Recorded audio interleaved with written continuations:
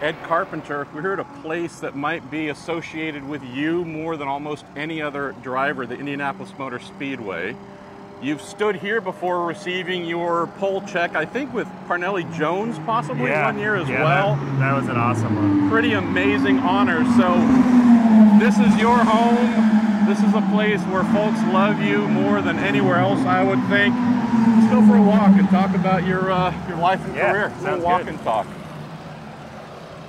I love, Ed, how much racing has been a part of your life forever. Curious about where the passion or interest for driving entered your world. How old were you when that idea started to bubble up? I was 8 years old, and that's right when my mom married Tony, and Tony became my stepdad and dad. And right at the beginning of it, he asked my brother Tony and I if we wanted to try racing quarter midgets, and we both jumped at the opportunity, and that's how it started. And actually started here. The first time we got our cars and the first time we ever sat in them with them running was in the parking lot of the museum. So kind of cool. Wow. Yeah. Tell me about the feeling then, because there's always a thing when a kid tries a go-kart or a quarter, something like that for the first time, where they either love it or it scares the poop out of you. What was it like for you? What were the sensations? Yeah, I loved it. You know, before that, I grew up on my grandpa's farm a lot of the time, and you know, so I was always on. I had a three-wheeler, and then my grandpa got me a four-wheeler because he didn't like the three-wheeler and tractors, and so I was driving stuff, you know, before I was even into a racing family, and then I immediately fell in love with the quarter midgets, and you know, I won my first race, which I think helps. Yeah. You know, when you start strong. You know, it's like adding Miracle Grow to the love for the sport. Yes. But, you know, really from day one I was hooked. I mean, and as anybody that's involved in this or been around it, you know, even new fans that come out, it doesn't take much to get people addicted to this. So, True. You know, when you get to do it firsthand as a kid, you know, it's way better than any other sport that I was going to get to play. So you find this love, have this love that emerges, and then you have the other thing that's really critical, as you mentioned, winning your first race. This is something that's in your blood. Oh, yeah. Tell me about the progression, Ed, of moving up to midgets and faster cars. Short track racing is a place where you made your name. Who are some of the badasses that you went up against, you tested yourself against? Tell me about this culture and time, because it really forged who you become. USAC racing was like at an awesome point in that era. Like right as I was getting involved, Tony Stewart had just left and was, you know, running IndyCar and starting in NASCAR, but he was still back running a lot of those races. So at my start, I was getting to race against him. You know, at the time, Dave Steele was amazing. Yes. JJ Yaley. You know, Ryan Newman would come back and run a lot of events.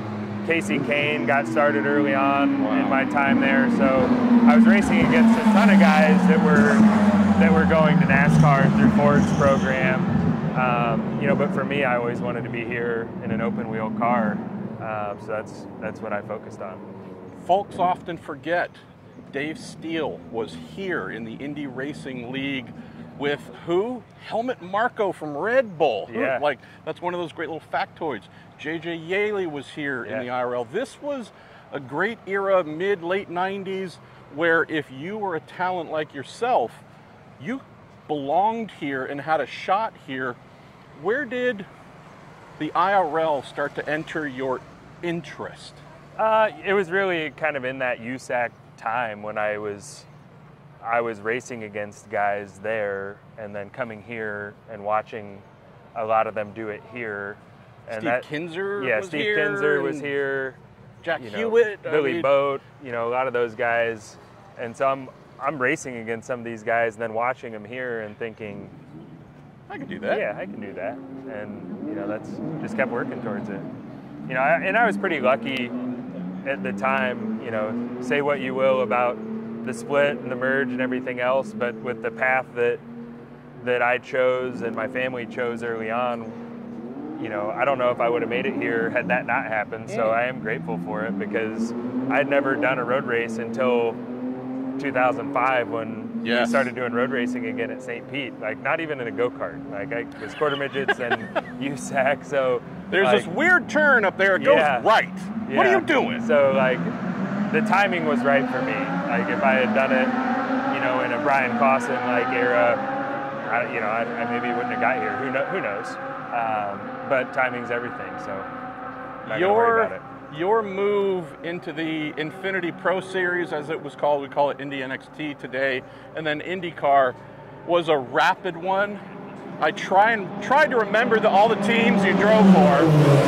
I couldn't. I had to make notes. Jeff Sinden, Sinden Racing Services, AJ Foyt in IPS. Then you get your IndyCar start with PDM Racing, and that being your start here. What a crazy small little team of high achievers. Yeah, it was awesome. I mean, Paul, everyone that knows Paul, remembers Paul, knows how passionate he was about it. And, you know, like I had a guy who helped me raise some money in my second year in lights, and we put together a 3-race deal with Paul and PDM to do 3 IndyCar races. So I was doing Indy Lights and IndyCar races at those weekends. And it was fantastic. Tim Wardrop was my engineer, which, you know, he's a legend around here, probably underrated for all the achievements and that Ari did. And, you know, I feel like people leave Tim out of that, but he, you know, Mr. Wizard, and he was a wizard with these cars, and it was a great learning experience for me. You know, we ran fairly well in those races. Yeah, you did. You know, I wouldn't say we finished well in all of them, but we were able to race in the top 10 and have good showings. And that same year, I won the Freedom 100 here with AJ, which was also a crazy, fantastic experience. And, you know, I learned things from him that I still think about and apply today. You know, nobody knows the Speedway like AJ, and so that win here with him, and then having a good enough showing as a rookie in Paul's car, you know, led to some phone calls late in 2003 that opened up a couple opportunities for 2004. So it was great. One of the things I've always appreciated about you and your career, Ed, is obviously there's the great link with Tony George, et cetera, et cetera. Things were not just rolled, the red carpet was not rolled out for you in your career, early IndyCar career, whether it's starting with PDM, then get an opportunity with Eddie Cheever's team. I'm having a look at the list. Vision is in there, Panther Racing's in there, Sarah Fisher's in there.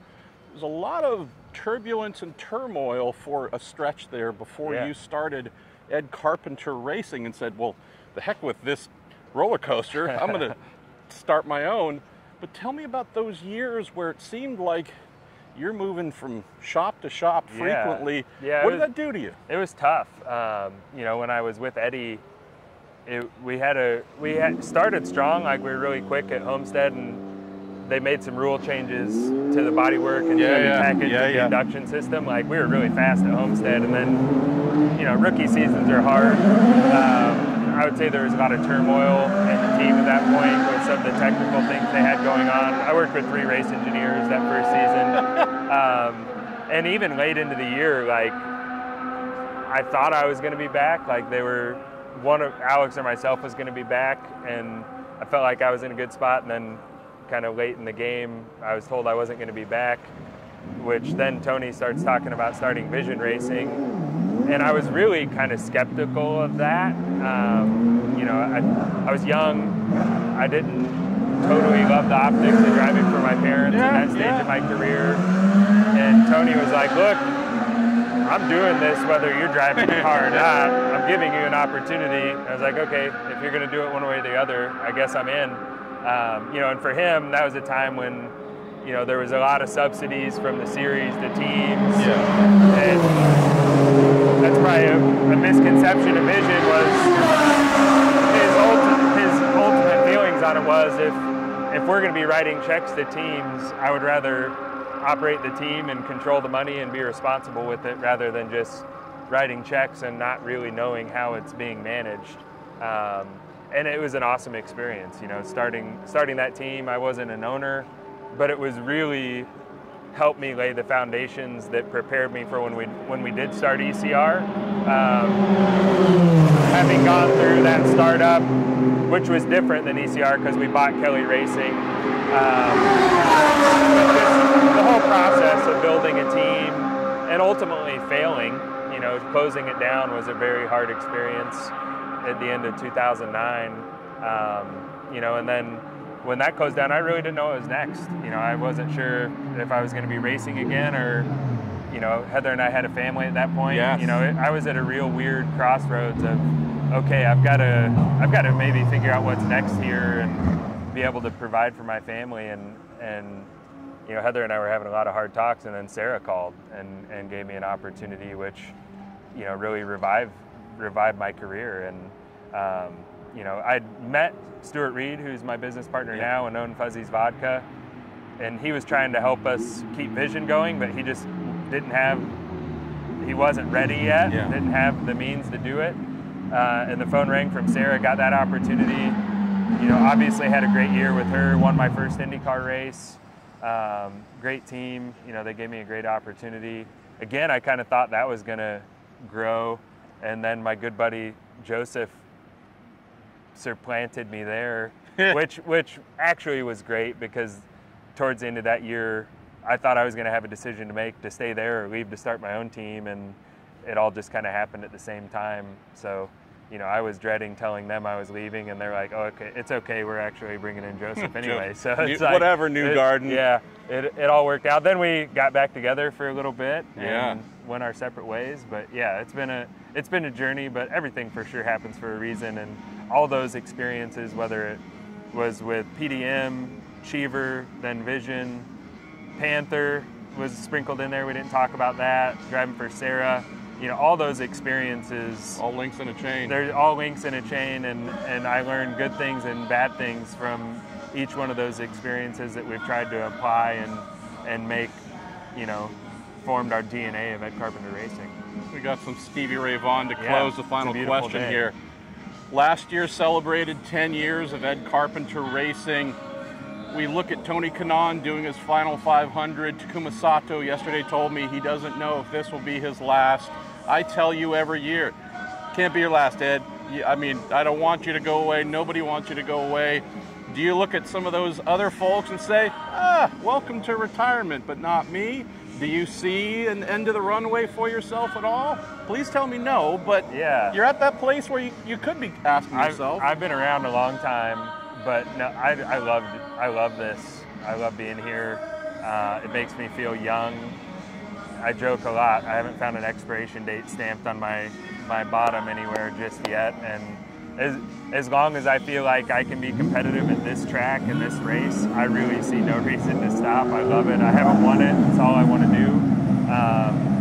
And I also feel like I'll be able to be honest with myself when I feel like that's time. And I'm letting the team down. That was really the driving force of me stopping road course racing, is I just felt like the team was better than I was, and I'm not to that place here. I still think I'm an asset to my teammates and to the team, and that I'm still plenty fast to give myself an opportunity to win this race. Ed Carpenter, not going anywhere. Best news I've heard today. Thanks, brother. Yeah.